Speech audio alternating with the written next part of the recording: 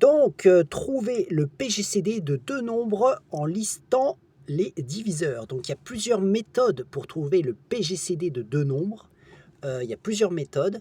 Ici, on va voir la méthode qui est en fait de faire la liste de tous les diviseurs des deux nombres en question et ensuite de choisir le PGCD qui est le plus grand commun diviseur, le plus grand diviseur commun des deux nombres, c'est-à-dire un nombre qui divise les deux nombres en question, voilà, mais en plus qui est le plus grand possible. Donc ça s'appelle le PGCD. Un diviseur, qu'est-ce que c'est? C'est un nombre qui est donc, le diviseur par exemple de 224, un diviseur de 224, c'est un nombre qui divise 224, mais qui est plus petit que 224. Et qu'est-ce que ça veut dire diviser 224? Ça veut dire que la division va nous donner un nombre entier. Par exemple, si je divise 224 par 2, parce que 224 est divisible par 2, ça va me donner un nombre entier. Donc 2 est un diviseur de 224. Il faut se rappeler que les diviseurs, ils sont toujours plus petits, hein. Donc les diviseurs de 224 sont toujours plus petits ou égaux à 224. Par exemple, tout nombre est divisible par lui-même. Donc 224, il sera divisible par lui-même, par exemple. Ce sera son plus grand diviseur. Mais ce ne sera pas le plus grand diviseur commun de ces deux nombres. Voilà, donc là on va chercher le plus grand diviseur commun. Donc on va faire directement des exemples. Déjà il faut trouver le PGCD de 224 et 288, c'est-à-dire le PGCD de ces deux nombres. Bon, on va faire la liste de tous les diviseurs de 224. Donc 224, donc il faut faire attention parce que parfois ça peut être un petit peu long.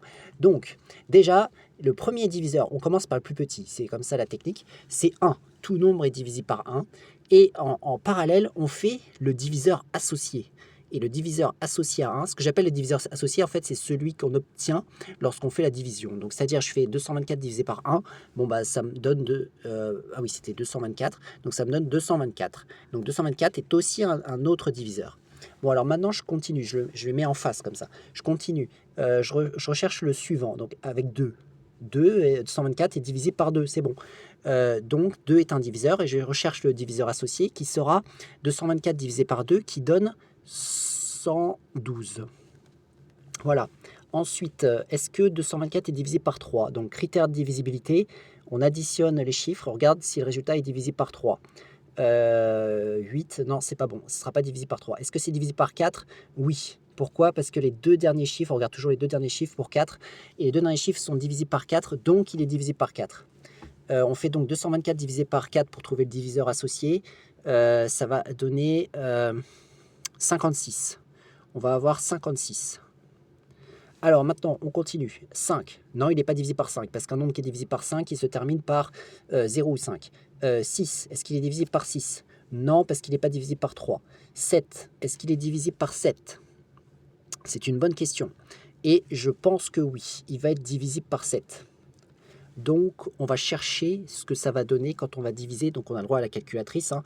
Bon, là, on va essayer de faire sans calculatrice. Je pense que ça va donner 32. 32. Voilà, oui, c'est bien ça, ça donne 32. OK. Bon, après, on prend la calculatrice, hein. 224 divisé par 7, ça fait 32. Bon, on continue. Divisé par 8, je pense que oui, effectivement, il va être divisible par 8. Qu'est-ce que ça va donner quand il va être divisible par 8? Je pense que ça va donner 14. Non, je ne pense pas que ça va donner 14, ça va pas donner 14. En fait, on peut tester. Déjà, quand on l'a divisé par 4, ça a donné 112. Donc, 112, si on le redivise par 2, ça fait 28. Et on redivise encore par 2, ça fait 14. D'accord. Donc, oui, bah, ça devrait être ça. Je pense que ça doit être ça, 14. Mais je pense que en fait, ça ne va pas être ça. Parce que quand on fait 8 fois 14, ça ne fait pas 248.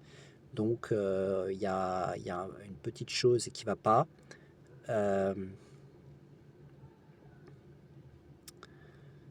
Il y a une petite chose qui ne va pas.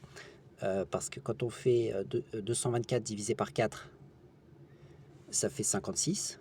Voilà. En fait, ce sera 28 qui sera ici. Ce sera 28. Voilà. C'est 28. On continue. Ensuite, On divise par 9, il n'est pas divisé par 9. On divise par 10, il n'est pas divisé par 10. On divise par 11, il n'est pas divisé par 11. Par 12, non, parce qu'il n'est pas divisé par 3. Par 13, non plus. Par 14, il va être divisible par 14. Il va être divisible par 14. Et je pense que le diviseur associé, ce sera 16. Voilà. Et là, en fait, on arrive avec les deux qui se rencontrent. Il n'y a plus que 15, et 15, ça va pas être bon. Donc, on s'arrête là. Je vais faire 288. Bon, alors, il est divisé par 1. Son diviseur associé, c'est 288, comme cela. Il est divisé par 2. Son diviseur associé, c'est 144. Il est divisible. Est-ce qu'il est divisé par 3?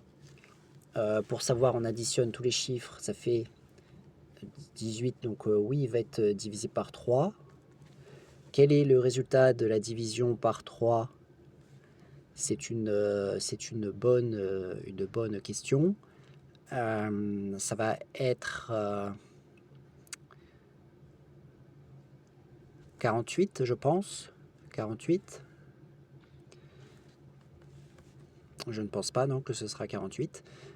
Donc,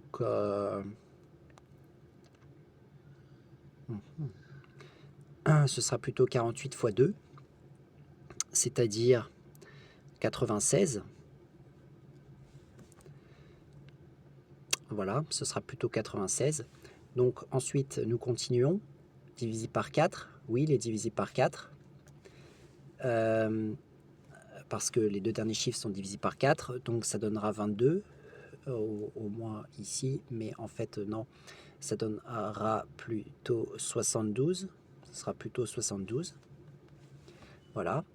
Ensuite, on poursuit le raisonnement et on va avec 5, mais 5 n'est pas possible. On regarde si c'est divisé par 6. Je pense que oui, puisque c'est divisé par 2 et 3. Donc ce sera forcément divisible par 6. Quand on divise par 2, ça fait 144. Si on divise 144 par 3, ça donne 24. Voilà. Mais bon. Oui, donc 144. D'accord. Si je divise 144 par 3, ça donne 48. Donc normalement ici on devrait avoir 48. Ce serait ça. Ensuite, est-ce que c'est divisé par 7? Ça n'est visiblement pas divisé par 7. Est-ce que c'est divisé par 8? Je pense que oui. Ce sera égal à 9 fois 4, c'est-à-dire 36. Voilà. Ensuite, est-ce que c'est divisible par 9? Je pense que oui. Voilà, je pense que oui. Et ce sera en fait égal à...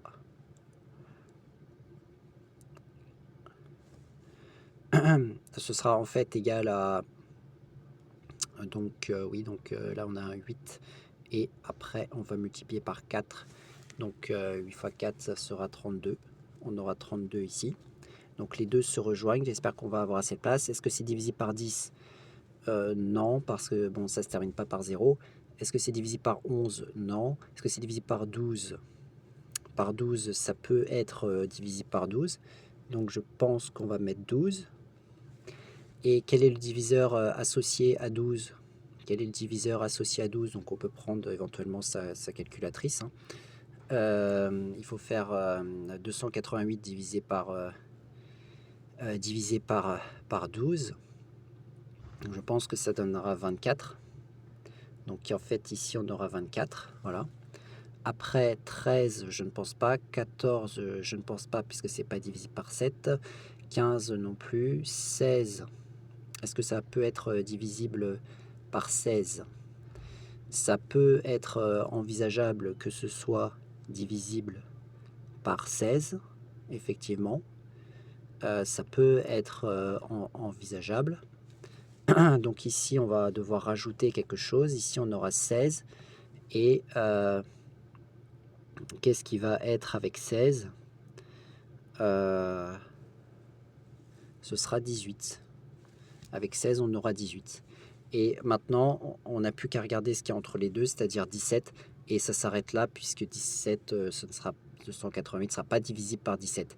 Alors, maintenant qu'on a fait la liste de tous les diviseurs, donc c'était assez long, on va regarder maintenant les diviseurs, qui est le plus grand, le diviseur le plus grand d'entre tout ça. Donc, on regarde, là j'avance. Donc comment faire? Il faut avancer comme ça et regarder progressivement. Donc là il y a 4, là il y a 4. Bon, d'accord. Là il y a 6, là il n'y a pas 6, là il y a 8, il y a 8. Donc c'est bon. J'avance. 12, il n'y a pas 12. 16.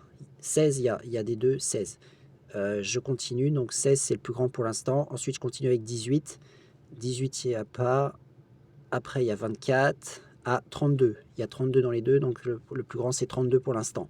Ensuite, je passe à 36, il n'y a pas 48, il n'y a pas 72, il n'y a pas 96, il n'y a pas 144, il n'y a pas 288, il n'y a pas.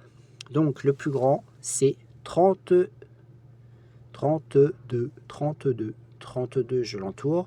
32, je l'entoure. Il n'y aura pas de diviseur commun plus grand. Donc, on peut conclure, donc, PGCD 224.288 égale 32. Voilà. Donc, voilà, nous avons trouvé le PGCD de 224 et 288.